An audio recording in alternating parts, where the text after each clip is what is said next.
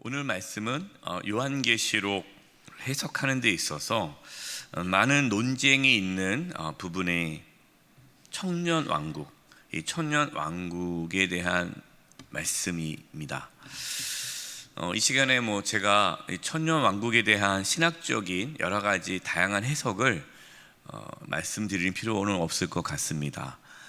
전천년설, 후천년설, 여러 가지 무천년설 여러 가지 있는데 우리 통합식 교단, 장로 교단에서는 그 다양한 해석 중에 무천년설을 주장하고 무천년설에 입각해서 이 말씀을 해석을 합니다.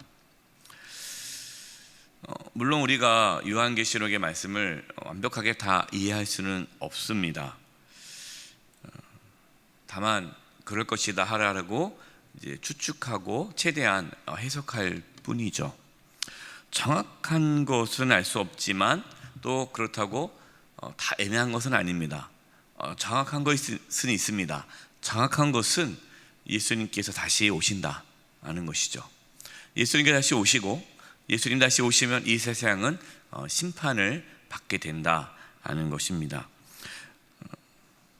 요한계시록 말씀을 완벽하게 다 이해하고 해석할 수 있다라고 말씀하시는 분이 있다면 오히려 더 위험할 수가 있습니다. 특히 이단들이 가장 많이 사용하는 성경이 요한계시록입니다.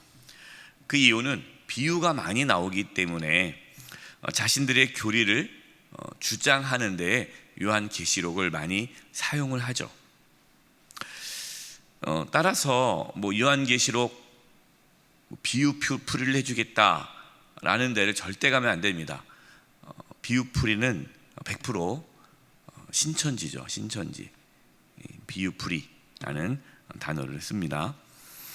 개인적으로 어디 가서 성경 공부를 하지 않았으면 좋겠다, 하지 마시라라는 이야기를 참 많이 드리죠. 왜냐하면 이단이 너무나 많이 있고 이단이 다양한 방법으로 접근해 옵니다.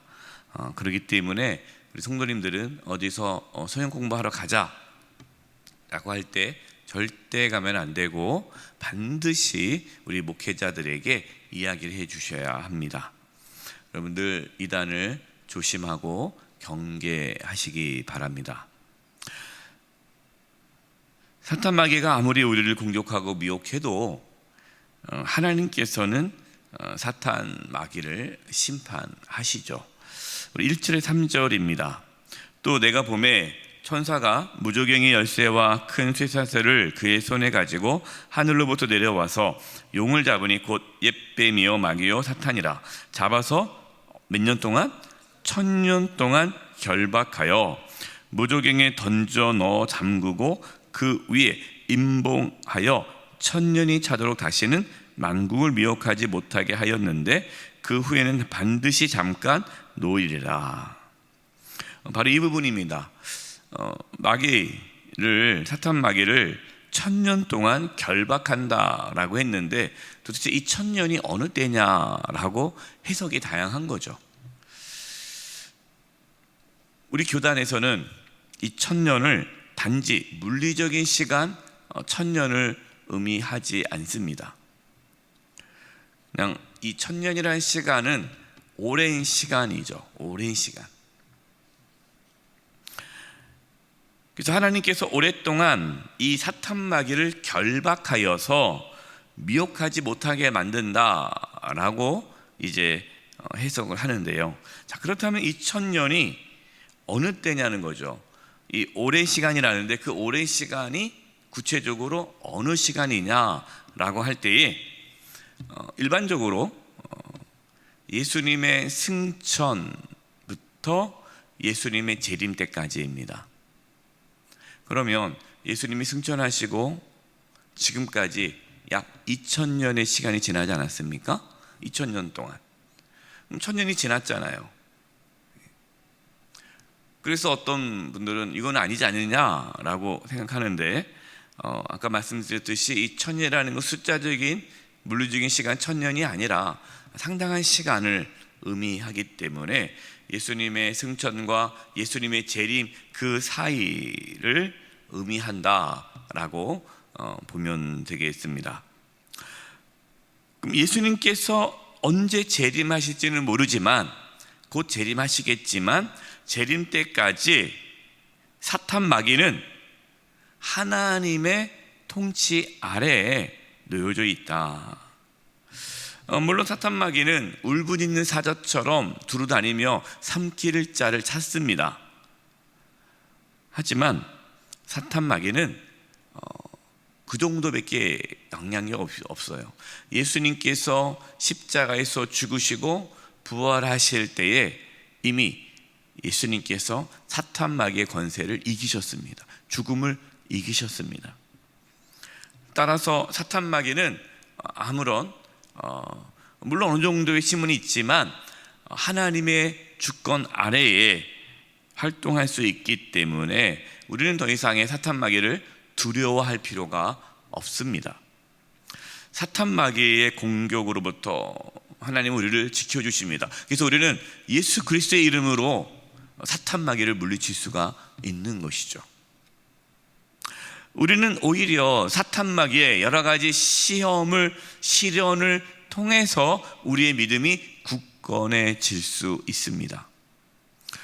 지금 요한계시록 말씀을 받고 있는 초대교회 성도들, 지금 사탄이 마귀가 교회를 무너뜨리는 것처럼 보이지만 절대 그러지 않는다. 사탄 마귀는 하나님의 통치 아래에 있다. 두려워할 것이 없다라는 것을 말씀해 주고 있는 것이죠. 하나님은 모든 것을 합력하여 선을 이루신다라는 것을 우리는 믿고 더 이상의 사탄 마귀를 두려워할 필요는 없습니다. 간혹 성도님 중에는 사탄 마귀를 너무 두려워해서 이렇게 꿈에 나타난다고 그러고 잠을 잘 못 잔다고 그러고 그런 분들이 간혹 계세요. 여러분 절대 두려워할 필요 없어요. 사탄 마귀는 아무것도 아닙니다.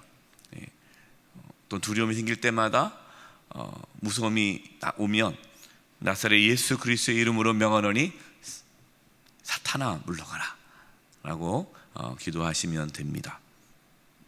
4절입니다. 또 내가 보좌들을 보니 거기에 앉은 자들이 있어 심판하는 권세를 받았더라. 또 내가 보니 예수를 증언함과 하나님의 말씀 때문에 목배임을 당한 자들의 영혼들과 또 짐승과 그의 우상에게 경배하지 아니하고 그들의 이마와 손에 그의 표를 받지 아니한 자들이 살아서 그리스도와 더불어 1000년 동안 왕노릇하니. 그럼 이 1000년 동안 왕노릇한다. 누가 1000년 동안 예수님과 함께 왕노릇합니까? 성도들이.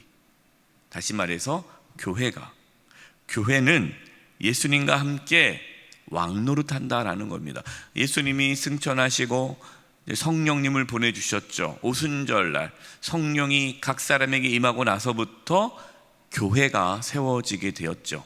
그때부터 예수님의 재림 때까지 교회의 사명은 예수님과 더불어 왕노릇하는 것입니다. 왕노릇한다라는 것은 하나님의 나라를 이 땅 가운데 세워가는 것이 교회의 사명이다라는 것이죠. 교회는 단지 교세를 늘려가는 게 교회의 사명이 아니에요. 교세를 늘려가는 게 사명이 아니라 하나님의 나라를 세워가는 것이 교회의 사명입니다. 그럼 하나님의 나라를 세워간다는 게 뭡니까? 우리 모든 성도님들이 예수님의 제자로 살아가는 것이고 예수님의 증인으로 살아가는 것이고 우리 성도님들이 속해 있는 가정과 직장과 삶의 자리에서 하나님의 통치, 다스림, 하나님의 나라가 이루어지도록 살아갈 수 있도록 교회는 이 일에 힘써야 한다라는 것이죠. 이것이 교회의 사명이에요. 6절입니다. 이 첫째 부활에 참여하는 자들은 복이 있고 거룩하도다. 둘째 사망이 그들을 다스리는 권세가 없고 도리어 그들이 하나님과 그리스도의 제사장이 되어 1000년 동안 그리스도와 더불어 왕노릇하리라. 여기서 첫째 부활은 무엇을 의미할까요? 첫째 부활은 거듭남을 의미합니다. 거듭남. 예수 그리스도를 믿고 성령으로 거듭나는 것, 다시 태어나는 것이 첫째 부활이에요. 그러니까 우리는 이미 부활에 참여했죠. 예수 그리스도를 믿고 죄사함을 받고 성령이 우리 가운데 임하심으로 우리는 거듭났습니다. 우리는 부활한 거예요. 이제 둘째 부활이 있죠. 둘째 부활은 예수님이 다시 이 땅에 오실 때에 우리는 두 번째 부활을 하게 될 것입니다. 우리에게 부활의 생명이 있음을 믿으시기 바랍니다. 영생이 우리 가운데 있습니다. 따라서 우리는 예수님과 함께 왕노릇을 하면서 살아가는 거예요. 우리는 왕같은 제사장입니다. 왕같은 제사장. 우리 자신을 너무 이렇게 낮게 보지 마세요. 우리는 대단한 존재들이에요. 우리는 왕같은 제사장입니다. 하나님의 자녀의 권세가 우리 안에 있습니다. 하나님은 누구십니까? 만왕의 왕이시잖아요. 왕이시잖아요. 하나님의 자녀이기 때문에 우리도 하나님과 함께 왕노릇한다라는 거예요. 따라서 하나님의 자녀로 당당하게 살아가시기 바랍니다. 우리가 이 땅에 살아가면서 예수 그리스도의 이름의 권세를 사용하시기 바랍니다. 모든 만물이 예수님 앞에 굴복합니다. 예수님의 이름의 권세를 나타내시면서 하나님의 나라를 세워가는 저와 여러분 되시기를 간절히 원합니다. 10절이에요. 또 그들을 미혹하는 마귀가 불과 유황못에 던져지니 거기는 그 짐승과 거짓 선지자도 있어 세세토록 밤낮 괴로움을 받으리라. 예수님이 재림하실 때 마귀와 그를 따르는 거짓 선지자들과 세상의 권력자들은 모두 불과 유황못에 던져진다. 여기서 불과 유황못은 어딘가요? 지옥이죠. 지옥에 떨어진다는 거예요. 지옥은 있습니다. 지옥이 없으면 우리는 전도할 필요가 없어요. 세상 사람들은 그렇게 생각하죠. 아니, 죽으면 끝이야. 뭐 죽으면 뭐가 더 이상 있겠어. 그냥 이 땅에서 열심히 그냥 재밌게 살다 가면 되는 거야. 지옥이 없으면 그래도 되죠. 그럼 그렇지 않아요. 지옥은 있습니다. 천국은 있습니다. 죽음 이후에 심판은 반드시 있습니다. 그래서 우리는 복음을 전해야 합니다. 믿지 않은 가족들에게, 특히 우리 자녀손들에게 복음을 전해야 합니다. 우리가 정말 천국과 지옥을 믿는다면, 복음을 우리가 믿는다면 우리는 복음을 전하지 않을 수가 없어요. 어떤 분들은 그냥 편안해요. 자녀들이 교회를 안 다녀도 괜찮은가 봐요. 아이 뭐 괜찮아요. 뭐 그냥 잘 살면 되죠 뭐. 이 땅에 잘 사는 게 물론 중요하죠. 그러나 그것보다 훨씬 비교할 수 없는 영생을 자녀들이 갖지 못했는데 어떻게 그렇게 편하게 우리가 살 수 있겠습니까? 12절이에요. 또 내가 보니 죽은 자들이 큰 자나 작은 자나 그 보좌 앞에 서 있는데 책들이 펴 있고 또 다른 책이 펴졌으니 곧 생명책이라. 죽은 자들이 자기 행위를 따라 책들에 기록된 대로 심판을 받으니. 모든 사람은 다 하나님의 심판을 받는다. 그리고 생명책에 이름이 기록되지 않은 자는 지옥에 들어간다라는 겁니다. 하나님을 속일 수 없습니다. 하나님은 우리가 진짜 믿는지 예수님을 가짜로 믿는지 다 아세요. 교회 다니는 것이 중요한 것이 아니에요. 그래서 제가 많이 말씀을 드립니다. 또 오해하지 마세요. 그럼 교회 안 다녀도 되네? 아니죠. 교회 다녀야죠. 그러나 교회 다닌 것만으로 끝나면 안 된다는 겁니다. 중요한 건 뭡니까? 정말 예수님을 믿고 내 이름이 생명책에 기록되는 거예요. 15절입니다. 누구든지 생명책에 기록되지 못한 자는 불못 지옥에 던져지더라. 누구든지예요. 뭐 목사라고 해서요 자동적으로 생명책에 이름이 기록되는 것이 아니에요. 목사랄지라도 정말 예수님을 믿지 않으면, 제대로 믿지 않으면, 죄사함을 받지 못했으면, 예수님을 주님으로 모시지 않고 자신이 마치 주인인 것처럼 그렇게 행사하는 목회자는 천국에 못 가죠. 그래서 저는 다른 소망이 없어요. 저는 목회하면서 우리 영세계 모든 성도님들이 다 구원받는 겁니다. 다 생명책에 그 이름이 적히는 거예요.